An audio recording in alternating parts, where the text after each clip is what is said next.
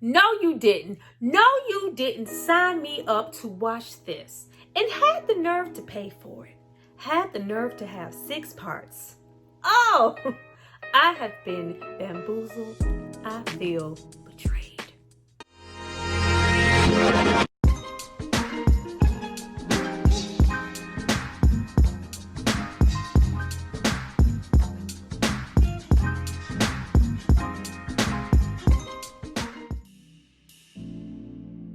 Hi you guys, welcome back to my channel. It's Tyra here with another struggle review, here to discuss horror noir. Now this is a horror anthology, a black one, and it's available on Shudder. Before I get into how I felt watching this, I need you guys to drop down and subscribe to my channel and like this video. I'm going to give you guys a moment to do that, and then we're going to come back and discuss all things. Get my hopes up. No, you did not sit and tell me that I was going to get all my tales from the hood anthology black good feels from this shit. No, you didn't. No, you didn't. You really did. You really did. I love you anyway. Go back.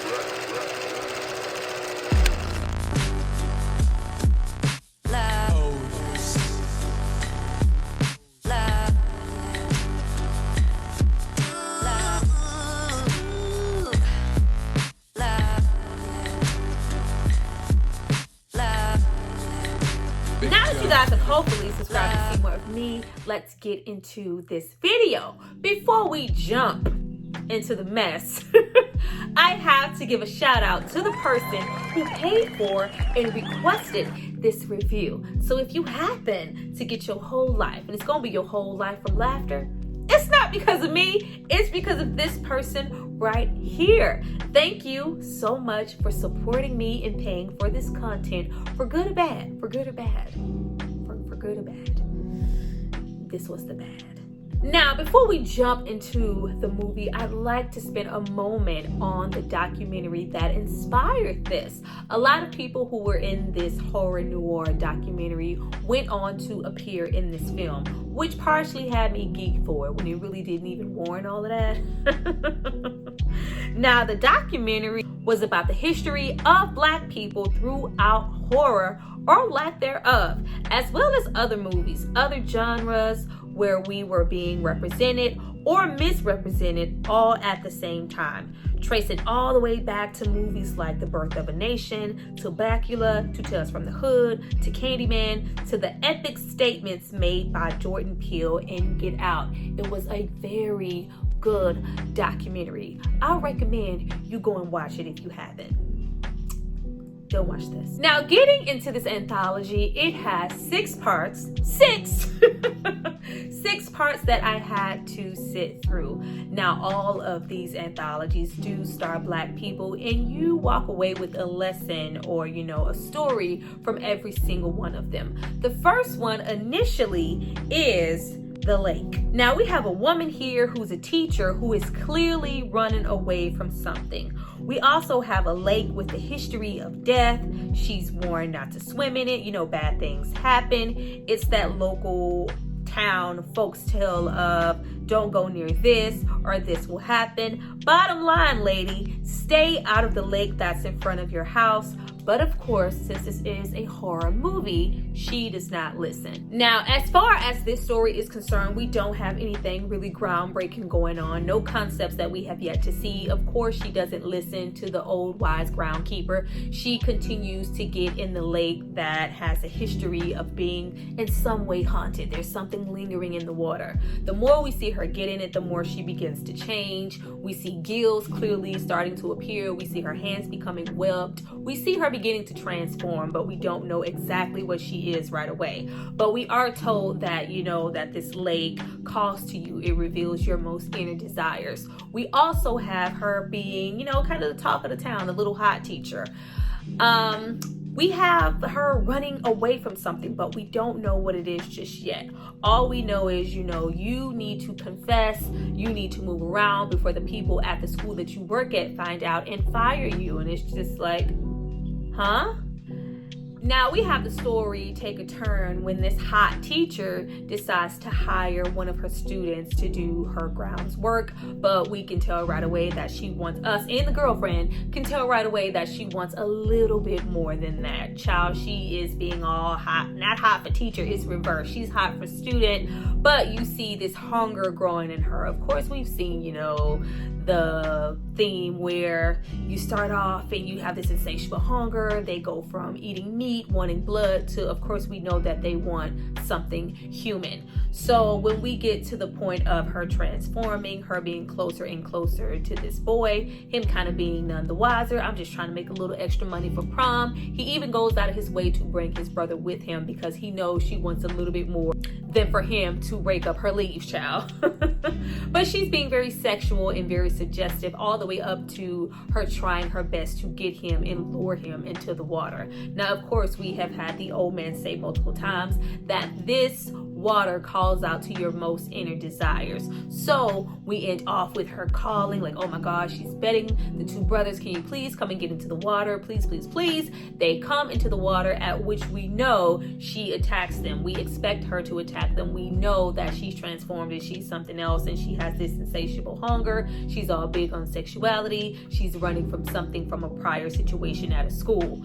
Now, we end off with her attacking the older brother and devouring him, the old man coming to save one, and her appearing back as this mermaid, swamp thing, siren in the water. And the moral there that we're left with is innocent, loving teacher. She was already suggestive, maybe already had this sexual situation with a student. You even have the principal come and try to kind of confront her, but she promises to have coffee with him, playing on that sexual intentions, like she is a predator. And this lake, you know, pulled that out of her even more, to where she lured in this young man when prior to her even working there, she was probably already luring young man. Watch your back. Now, after that, I was like, all right, you know what? Not anything I haven't seen before, but you know, this story wasn't too bad. Let me finish watching. Now we get into the next story, and it's about some evil sheets. No. Let me not tear this down too much. There is some substance here in a few of the stories. You can tell that each story wants you to walk away with something, and I can tell how you would get a sense of that. Tales from the Hood from this, get some morals from each story, because they are trying to say something, but there's just such a lack of horror, a lack of effects, a lack of acting at sometimes, that it's just like, okay.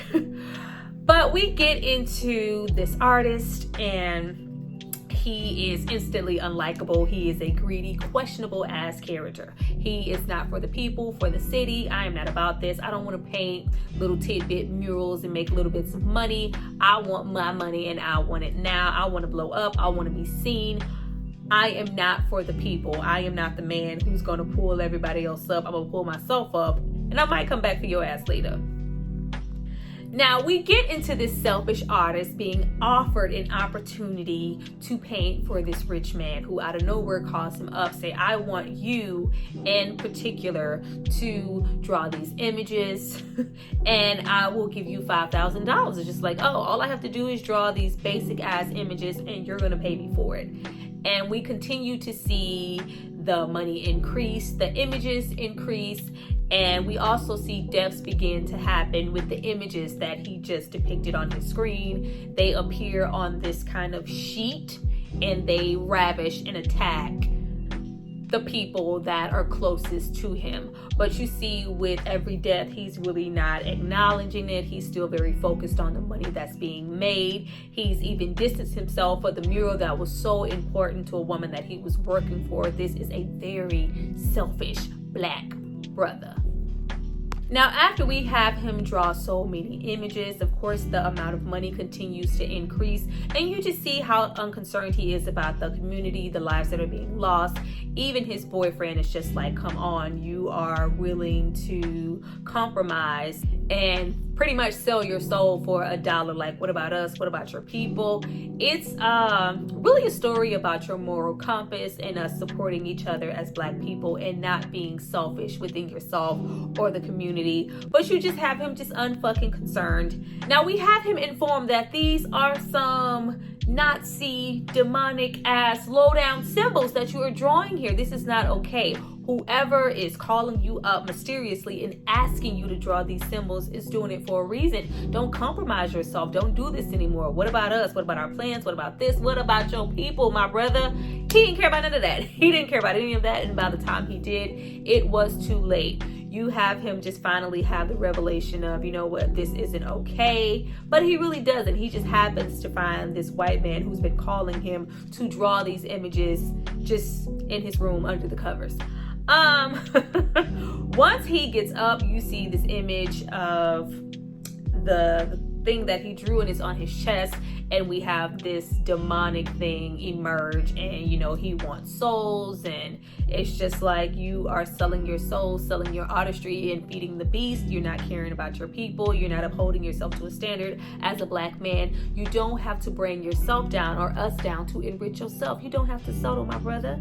Be strong, stay Black, support everybody, or we all gonna bring each other down and we gonna die and be attacked by sheets. Now the next story I think I found most interesting out of all 6. We go all the way back to the Reconstruction era, and we have this Black couple with all this upward mobility. They're in Washington. They're in a great position. They have maids. They have everything they want, except the husband wants children. She remembers her humble beginning. She hasn't let anything go to her head. But her husband, on the other hand, he is a cheater. He has not been able to be a consistent husband in her eyes because she has not been able to bear any children.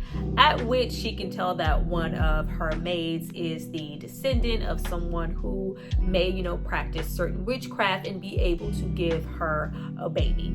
Now, it can't just be any baby because her husband is a colorist. Now, I thought that this was really good because we even have these same discussions today about the color of a baby, the amount of beauty that equates to, the status that the child has because they're fair skinned, places that they can go and fit into because they're a certain color. This husband even chose this particular wife because she was fair skinned, so she has to bear a fair skinned baby. And it was just a lot to say at the fact that she went out of her way to have this woman not only create a baby, but you need to create a baby that looks like me and not like my dark-skinned husband, because he wouldn't want that. Now, once we have this woman, you know, do the whole ritual, give her this stuff to eat, and she gets her fair-skinned son under the conditions that, you know, she doesn't remember anything about it. I don't want to even remember ever coming to you. All I want to remember is the birth of my son. Now, of course, she goes through the pregnancy. The husband is ecstatic.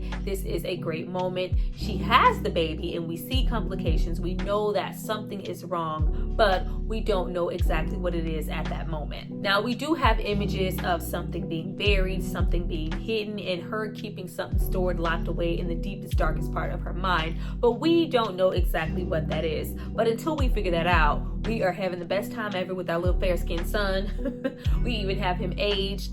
Everybody's doing really well. The husband hasn't changed his behavior at all, but she is just happy that she was able to give him that fair-skinned son who has all this status now. They are doing well as a family, and it's just all good in the hood. But there is this entity in the house. There's something that's making the house shake and quiver. This spookiness, this allure. There is something in the walls. There's a ghost. There's a beast. There is something here. Now, we have the son getting older. Of course, he wants to get married, but you have the maid just kind of standoffish about it, like she knows something that we all don't. And of course, we know she does, but we don't know what it is yet. Like, don't get married. Don't bring any women here. Anytime we have him bring a woman to the house, she is dead. Now, all of these women are fair-skinned.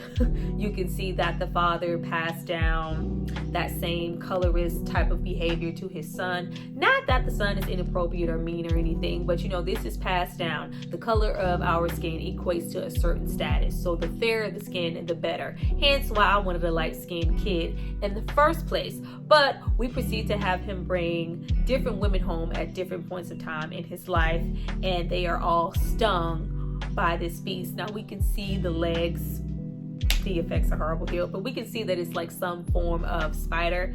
Now throughout the years, we have had the family, the son, everybody just becoming distant. Once we had the first potential wife die, who was of a certain class and a certain status, there was this shame brought up on the family. Everybody decided to move and leave, but the wife stayed, and she has just been, spinning the wheel and just doing her little cotton, just kind of low-key, kind of miserable, and dealing with the things that have been affecting her in this house, thinking that it's haunted and it's a ghost. But her family seems to think that she's crazy, she's off her rocker, up until her son, he is fed up, he is tired, he wants, to know what's going on. You guys have been lying, hiding things from me. I need to make this right. When she goes to make it right, it appears that we just feel like she is killing this beast that came out of her so long ago, but she is actually clawing her way through this. It's pretty much a big spider, and when she pulls out what's inside, it's this beautiful black girl. And it's that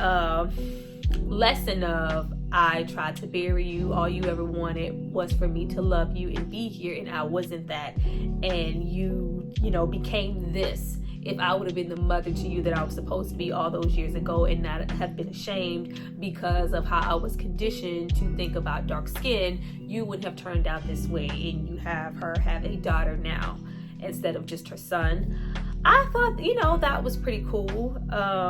Once again, you have messages here. It's just due to the acting, the lack of production, the lack of effects. Sometimes it might not stick, but that one stuck. It was a little corny, like most here, but it was cool.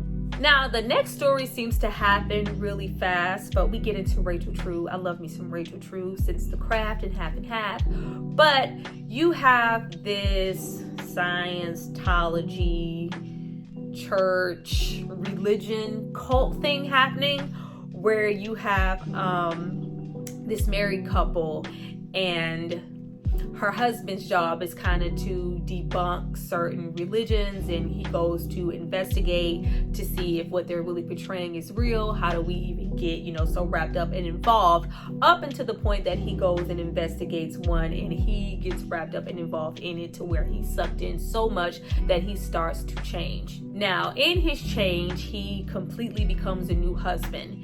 He is no longer loving. He's really, really violent. He's appearing in the middle of the night. He's leaving a trail of blood. He is just all over the place. And we have his wife just like, I don't know what's going on. Something is changing in my husband. She spends a lot of time trying to get him to come to, like, what's happening with you? You went to visit this third way church religion type of place, and when you came back, you were totally different. All you want to do is go there. All you want to do is listen to this man's voice on the radio, listen to him preach. You are completely sucked in. Can you not? Can you focus? Can I do something? I want my husband back, but he is just gone. These things. In our case, it's Tony Todd. Tony Todd ain't gonna miss a horror movie these days. He is here. He is the all being in. We have, murder, death, kills happening because the cult is very protective. Anytime anyone says something bad about this figure, about this preacher, try to debunk his workings, his teachings, somebody appears and kills that person. And of course, we got the moral right there. Like, we have so many people so protective about whatever religion that they choose to have, whether it's Buddhism, Christianity, Episcopal, all of them, the Scientology. Like, it's nothing that you can tell me about the religion that I prefer. Nobody's really open to hearing any other suggestions, to hearing why this person supports this cause. And if you can't hear that, if you're so blind to the point that you can't recognize what's in front of your face like me, you are wrong. You need to be pulled in. You need to be converted. Now, even though the wife here has no intention of being pulled in and being converted, and her only hope is to save and get her husband back, fact, she decides to go to this same meeting gathering that he does. Now, we saw how easy it was for him to be pulled and soaked in. All he had to do was look into this person's eyes and everything was changed forever, and he was a new person. And all of a sudden we're seeing him in all these antics. He's shouting, he's aggressive, and there's this trail of blood that he's leaving all over the place. Now, once she goes to save her husband, we see what it really is. This is some sacrificial ass shit where they are devouring people, they're, drinking blood, and it's just this whole cult in reality.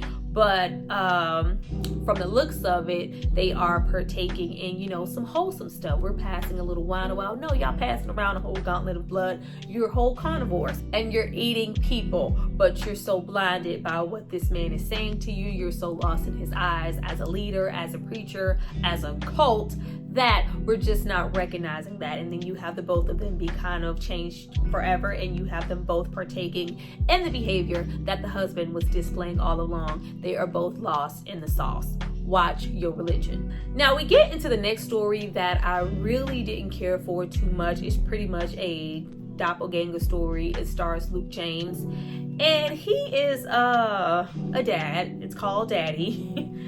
And we have him just via an older gentleman being pressured to keep an eye on his son, protect his son, and we really don't know why, but you have this uneasy feeling of, something going on. You have the little boy saying that he's seeing someone is at the window. You have the dad kind of coming in and out. It just seems like something is off, and there is kind of an undertone of fatherhood and stuff to be said about dads, but I just don't think that this story was executed well. But you have him pretty much being warned to look out for his son, to watch, to do this and do that as a father. Just handle yourself and carry yourself as a father would. Protect your son, protect your kids in general.